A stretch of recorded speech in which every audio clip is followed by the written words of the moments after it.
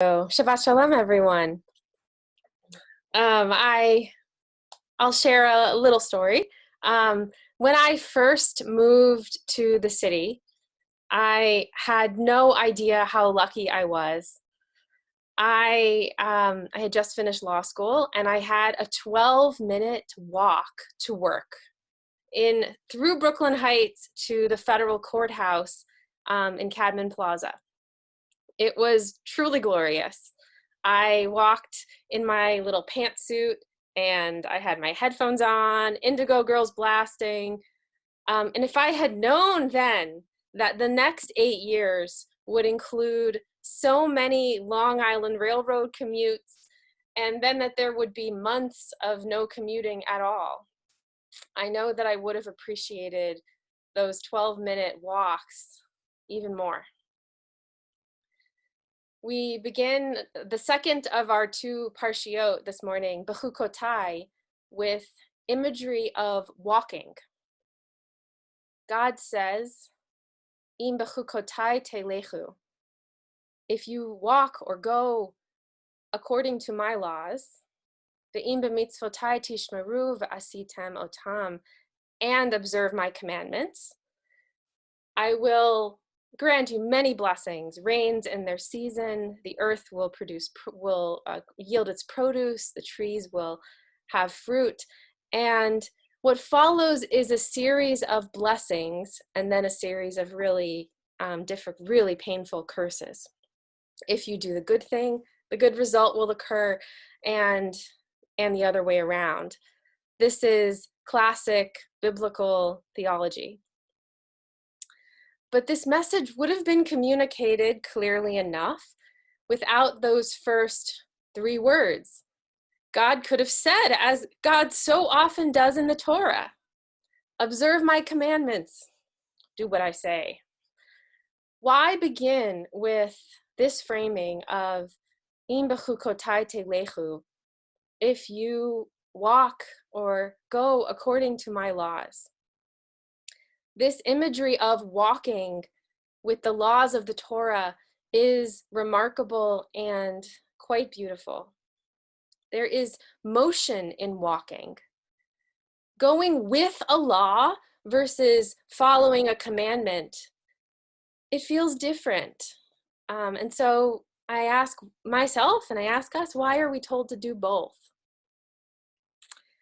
The Hebrew word for Jewish law, halacha, is usually translated as the way or the path.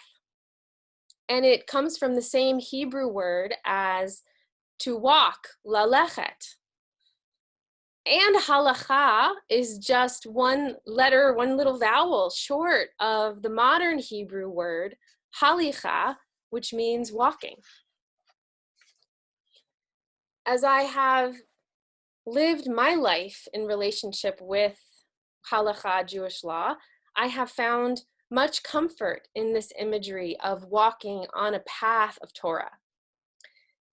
It feels to be authentically what I am doing as a Jew and as an almost rabbi.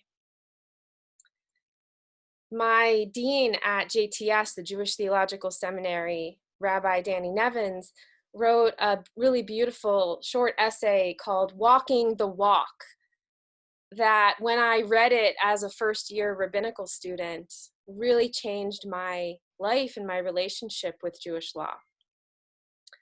We are commanded in the book of Deuteronomy, Rabbi Nevins teaches, that we are commanded to revere God, to walk only in God's paths. Lalechet bechol derachav, to love God and to serve God with all of our heart and soul. And Rabbi Nevins understands this verse to mean, on the one hand, a real and serious obedience and submission. He writes that walking in all of God's paths is a condition for experiencing divine love. On the other hand, halacha is the practice of walking with God. Yes, there is a structure to that path, but there is also a motion and a fluidity to the holy walk along it. Jewish law is more than a simple noun or a fixed system. It can be dynamic, living, and changing.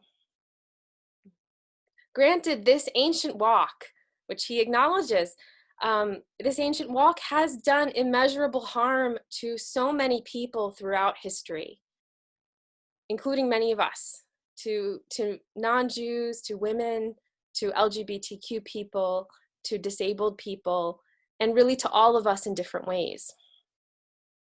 But what I need to be reminded of in my relationship with halacha is that just as our tradition has harmed humans, our tradition has also been shaped by humans. Humans who have treated it unevenly, some with the utmost love and care, but some causing significant damage. And I find that accepting this truth is incredibly comforting and strengthening of my relationship with Torah. Because if the harm is human, then the healing from that harm can also be human. Rabbi Nevins, who is a hiker, compares Jewish law to the natural world.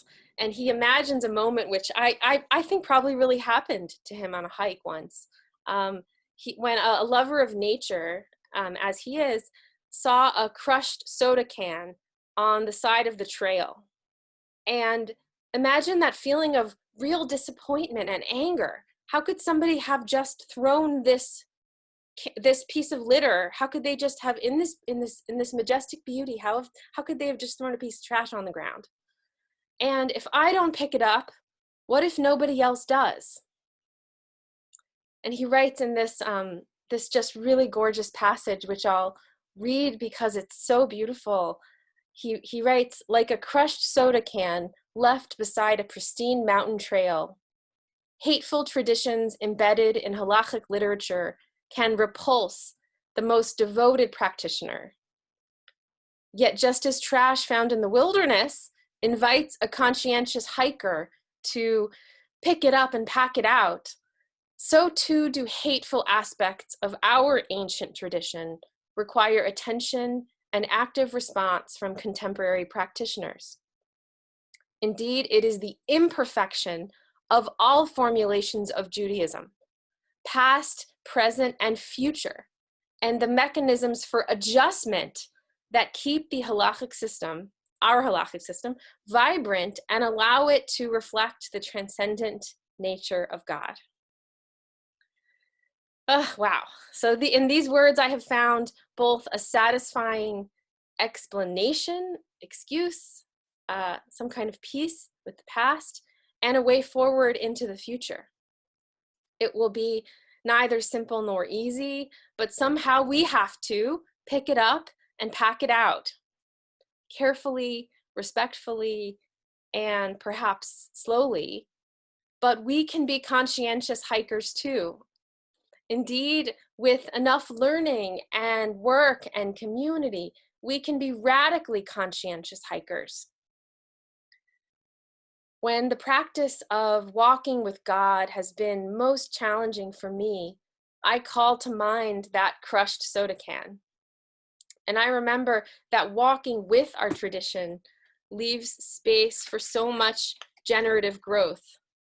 And in the modern halachic world today, we are still figuring out new halachic questions, many around gender and sexuality, around disability, around bioethics and science, artificial intelligence, public policy.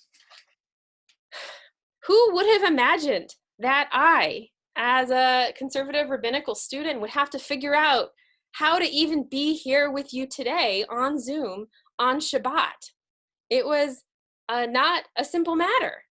It involved the help of many people, including our tech support, who helped me figure out how are we going to put me in a waiting room before Shabbat so that I can have everything set up for, before Shabbat so that I can just appear here with you today. It involved other people muting and unmuting me, thank God. And it involves being on a clergy team so that we can, in which all of our personal practices are respected. And if I missed a chat, I missed a chat because I'm not writing on Shabbat. I'm not typing on my computer on Shabbat. Another who could have imagined question that I think is just so beautiful and hopeful is I actually wrote to Rabbi Nevins just a few days ago to ask, how could I be part of a Beit Din over Zoom, a rabbinic court, so that we can honor those in our community who are becoming Jewish with a meaningful ritual of conversion. And this is something that we're working on and that I'm working on to figure out how I can be a part of that in this new world. We are walking with this book of laws. We are in fact counting down the days until the holiday of Shavuot that commemorates our receiving this book.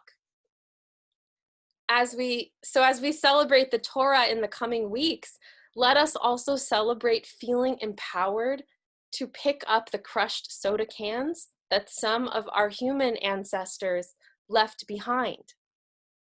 And I would say not just in our religious tradition, but in our society, in our politics, in our communities, and even in our families.